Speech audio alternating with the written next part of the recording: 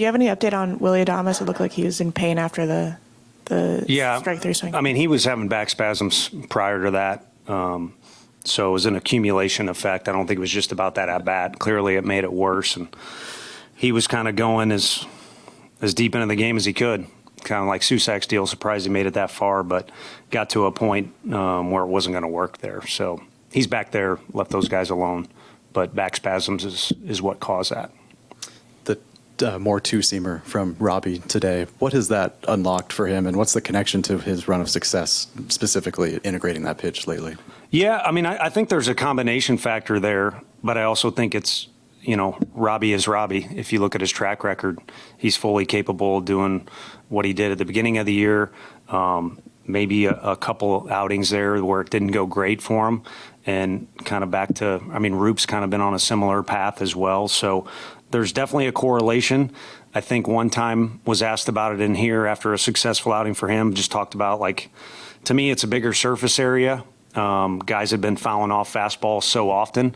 I think it's a different look to the fastball, and now instead of a bunch of foul balls, you're getting some induced contact early in at-bats, and that to me it's a different pitch, and it's different, sequences for the other hitter and all that stuff. But I think it's led to more early contact and at-bats, shorter at-bats, him getting deeper into games. Is it bittersweet at all watching this success, knowing that he's one of your likeliest candidates to be traded in about 6 weeks?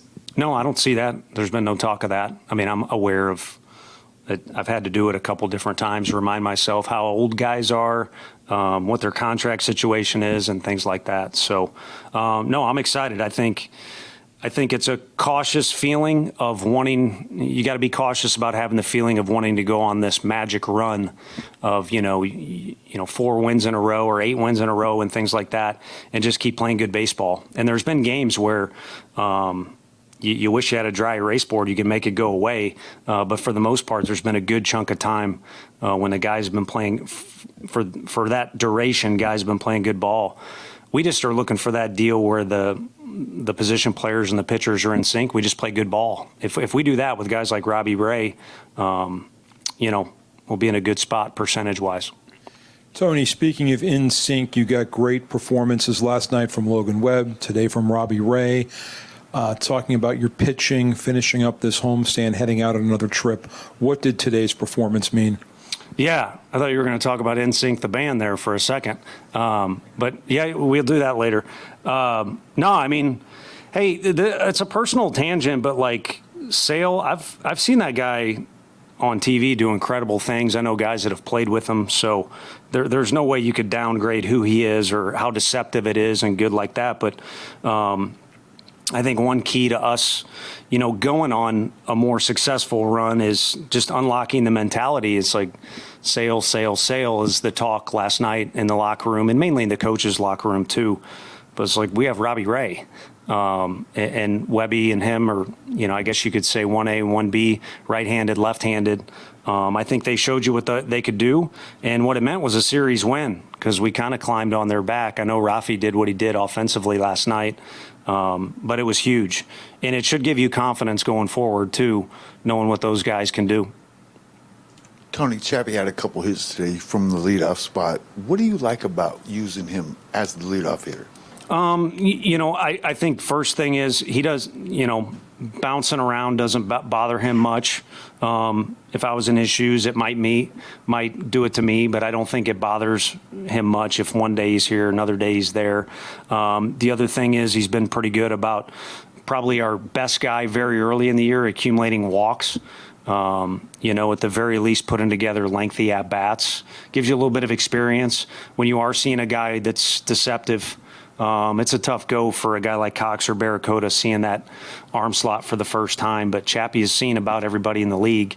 So I think there's a lot to like there, and he helps balance things out a little bit. We're very blessed with, if you include Bryce, 4 of the best left-handed hitters in the league. But you got to balance things out a little bit for the most part. You mentioned how tough Sale can be. Just what was it like to watch that 6th-inning rally unfold with all the infield singles and the errors and things like that? Yeah, it was impressive. Part of the battle is just putting the ball in play. The guy's got as good a swing and miss stuff as most in the starter role. And one thing you have to do because of the angle he's throwing from, especially for lefties, but even the righties with some of the rep tries, you got to stay to the ball. I don't think if you're a fearful hitter, you're probably not in the big leagues, but there is still some element of fear and not staying to the ball as long as you need to because of different things guys can do.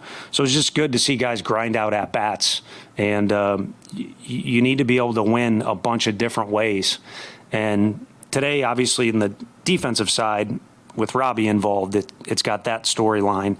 But on the offensive side, it was a win that we haven't had many of these where you just kind of grind out at bats and, wear down the starting pitcher as best as you can. I think we did it the other day with Gage Jump, but we didn't have anything to show for it. Today we did, fortunately. Tony, obviously Casey was scratched. Did you want to hold him back? I mean, obviously when Willie gets hurt, your hands are kind of tied, but did you want to give him a day? How'd that play out? Yeah, it wasn't. It got worse as the day went on. I mean, he had a viral illness, and going into the cage and telling him he was a shortstop it was like waking a drunk guy up for a job interview. He didn't look good. So probably not appropriate to say, but at the very least, we got a strike from the record, that miscue in the ninth. I mean, he did make a play, and then the next one was not an easy one. A healthy Casey Schmidt makes that play, but if you were watching him, the body language was he was hurting. So we've had some valiant effort from some guys. At the very least, something for Giants fans to rally around is, the starting pitching, but we've had a few guys absolutely battle through some stuff to be out there and give us what they can that day. Yeah, and then, in keeping with that first winning homestand since April, what does that mean to the group? I think to do it against a club that's as good as Atlanta adds a little bit extra to it. It makes it a happy flight. That can change a lot of things in your world, especially just the flight and the travel itself. But I think it gives us momentum. I think it gives us momentum for sure. And again, I think something these guys want to do is just keep talking about the facts. We've played a lot better baseball in recent history, but we need to find different ways to win games and stack some wins. It seems like that's the way it goes. We talked about being thin on infielders after you subtract one this morning, and now you got Willie, you've got Schmidt. I mean, are you guys going to have to make a move to have some more coverage at shortstop? And Koss, I guess, has played 4 or 5 games in the complex league. Could he be a candidate? I think he'd be a candidate because of, defensively, probably offensively, he's not going to be in the position he would want to be or that we would want him in. But I think defensively, he could just using a cliche, he could wake up out of bed and be ready to rock and roll defensively, any of those 3 spots. So it's a possibility. I think the biggest thing is to work through what Willie's got going on and see where he's at. I'm hopeful this is kind of a short-term thing for Casey. It's been a little bit of a bug deal, kind of passing from guy to guy. Some of them you know about, some of them you don't. So hopefully he's good, but I think both those things kind of spur on a conversation. We've asked you a lot about the sinker in recent starts, but do you remember a time when you didn't throw the four-seamer as much as you did today? No, honestly, I can't. It was just working today. And it's kind of the game plan going into the game to throw more sinkers and four seams, just kind of picking spots for the 4. But honestly, I was getting early outs early on in the game, so there wasn't really, much need for it. You haven't given up a run your last 3 starts. Do you feel like this is kind of as locked in as you've been in your career? I feel good. I feel like there's definitely some things, to build off of. But I feel like I'm in a really good spot right now. The four-seamer's been such an important pitch for you over the course of your career. Is there like an emotional attachment there that you have to let go of? Yeah, for sure. It's been one of my primary pitches my entire career. So, but I still have it. It's still there. Like I said, it was just the game plan today to have more sinkers than four seams. Going forward, that's not necessarily the case, but it's going to be a game by game basis. But it's nice to have both. you know where this team's at, you know how you've been performing. Does the possibility of, I guess, what happens in 6 weeks, does that cross your mind at all? Not really. I'm just trying to go out every day and give my team a chance to win. Every chance I can take the ball, every 5 days, just doing my job. I think that the rest is just going to fall into place. Whatever happens, but all I can do is go out there and when my name is called and pitch. Is that things you can insulate yourself from and not get it you worry about? Yeah, I'm not really on social media, so I'm not looking at things. So it's pretty easy. As far as the group with this being the first winning homestand since April, kind of to go on this road trip, what's the kind of short-term goal before the break for you? Just stack up some wins. Take it day by day, but just try to get on a roll and stack up some wins and see what can happen. Joining us now live from Oracle Park is one of the key members of this Giants offense, and Luis Arraez, one of the most consistent bats on this team as well. Luis, great to see you. Congratulations. Big win today. Keep an eye out for the Powerade. Keep your head on a swivel there. I want to know, what was the game plan going up against Chris Sale, one of the best arms in baseball today? You say that he's one of the best pitchers in the league, and then I just try to be short and then try to put the ball in play, and then thanks God I got a good result. Hey, Arraez, habla Sergio Romo. Hey, I was there.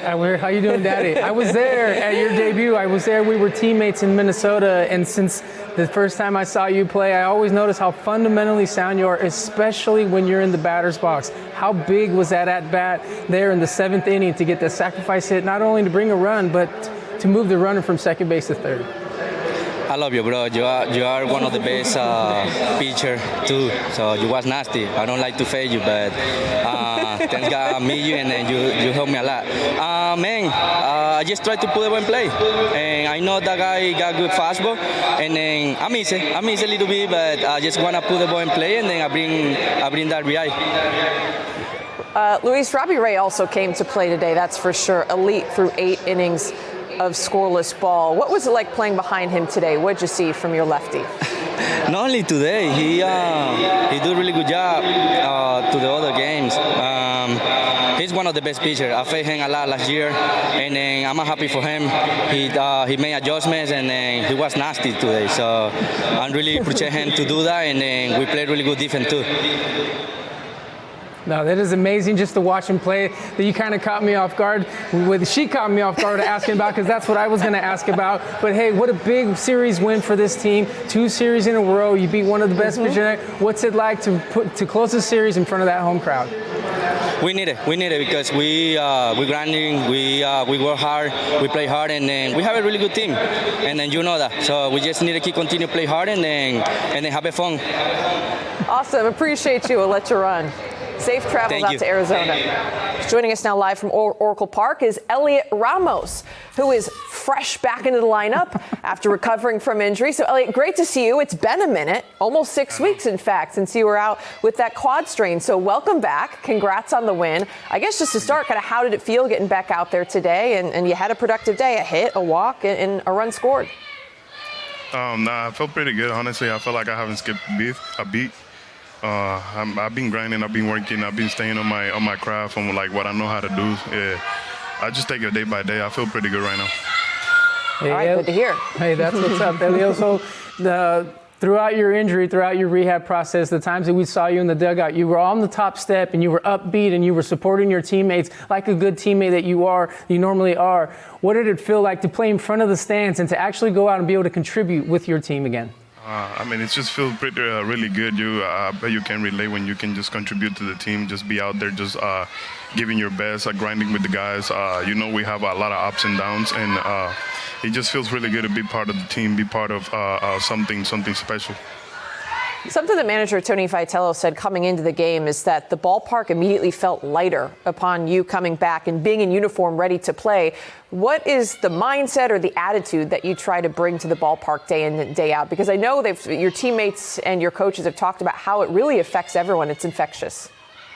Honestly, I just think it's the willingness of me wanting to help, of me wanting to be in the lineup every day and not and just go out there and give my best, work hard, play hard.